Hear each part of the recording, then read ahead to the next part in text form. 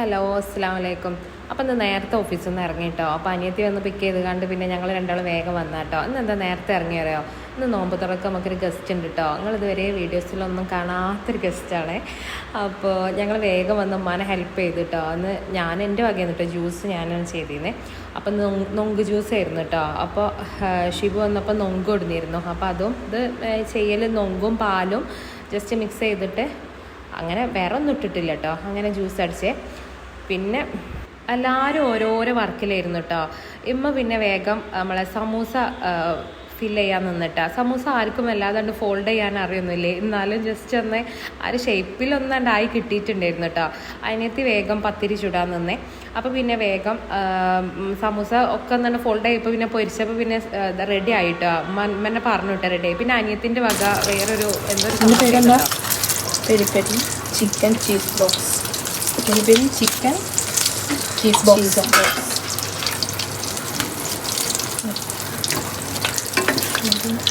അത് കേട്ടില്ലേ, peri peri chicken cheese ball അതായിരുന്നു കേട്ടോ. എനിക്ക് വലിയ പേരൊന്നും കിട്ടില്ല, പക്ഷെ നല്ല ടേസ്റ്റ് ഉണ്ട് കേട്ടോ. ചീസൊക്കെ ഫില്ല് ചെയ്തിട്ട് അവൾ തന്നെ അത് ചെയ്തതായിരുന്നു. പിന്നെ അതിൻ്റെ ഇടയിൽ മുളക് ബജി ഉണ്ടാക്കിയിട്ടോ.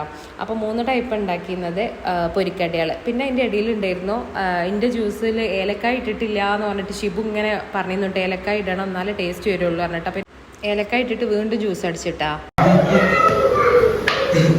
ഞാൻ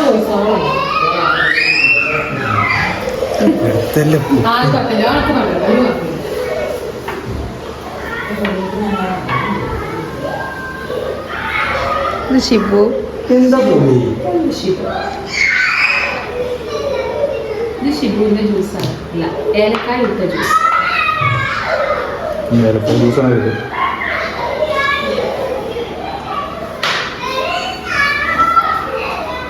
അപ്പോൾ എല്ലാം സെറ്റ് ചെയ്ത് ഞങ്ങൾ ടേബിളിലാക്കി വെച്ചിട്ടുണ്ട് കേട്ടോ. ഇവിടെ എല്ലാതും ഒരുമിച്ച് തന്നെ കഴിക്കൽ കേട്ടോ. ഫുഡും സ്നാക്സ് എല്ലാതും ഒരുമിച്ച് തന്നെയാണ് കഴിക്കുക. എന്നിട്ടാട്ടോ നിസ്കരിക്കാൻ നിൽക്കാറുള്ളത്. അപ്പോൾ ഞങ്ങൾ എന്തൊക്കെ ഉണ്ടാക്കിയതെന്ന് അറിയണ്ടേ. അപ്പോൾ ഞങ്ങൾ 3 ടൈപ്പ് ഞാൻ പൊരിക്കടി കാണിച്ചു തന്നില്ലായിരുന്നോ, അപ്പോൾ അതുണ്ടായിരുന്നു. പിന്നെ ഫ്രൂട്ട്സിൽ മാംഗോയും ഗ്രേപ്പും വാട്ടർ മെലണും. പിന്നെ പൊറാട്ടയും ബിരിയാണി ഞങ്ങൾ പുറത്തുനിന്ന് കൊടുന്നാട്ടോ. പിന്നെ മട്ടൻ കറി ഉണ്ടായിരുന്നു, ബീഫ് ഉണ്ടായിരുന്നു, പത്തിരി ഉണ്ടായിരുന്നു. അതൊക്കെ ഇവിടെ അമ്മ ഉണ്ടാക്കിയതാട്ടോ. അപ്പോൾ ഇതായിരുന്നു കേട്ടോ ഞങ്ങൾ ചെറിയൊരു നോമ്പ് തറ. അപ്പോൾ ആരാണ് നോമ്പ് തറക്കുള്ളത് ഗസ്റ്റ് എന്ന് പറയണ്ടേ. അപ്പോൾ ഇതാട്ടോ എൻ്റെ ഹസ്ബൻഡിൻ്റെ വീട്ടിലത്തെ ഫാമിലി കേട്ടോ. അത് ഹസ്ബൻഡിൻ്റെ അനിയത്തി, ഇത് ഉമ്മ അടുത്ത ഉപ്പയാട്ടോ. അപ്പോൾ ഇതുവരെ ആരും വീഡിയോസിലൊന്നും കാണാത്ത ആൾക്കാരാട്ടോ. അപ്പോൾ ഏതായാലും മാഷാ അല്ലാഹ് നോമ്പൊക്കെ തുറന്നവർ പോകട്ടോ. അപ്പോൾ ഞാൻ പിന്നെ അവിടെ പോയപ്പോൾ അത്താഴത്തിനും ഉമ്മാക്കുപ്പാക്കുള്ളത് ഫുഡും കൊടുത്തു വിട്ടിരുന്നു കേട്ടോ. അങ്ങനെ അവരൊക്കെ പോയിട്ടോ. അപ്പോൾ ഇതാട്ടോ ഞങ്ങളൊരു ചെറിയ നോമ്പ് തറ.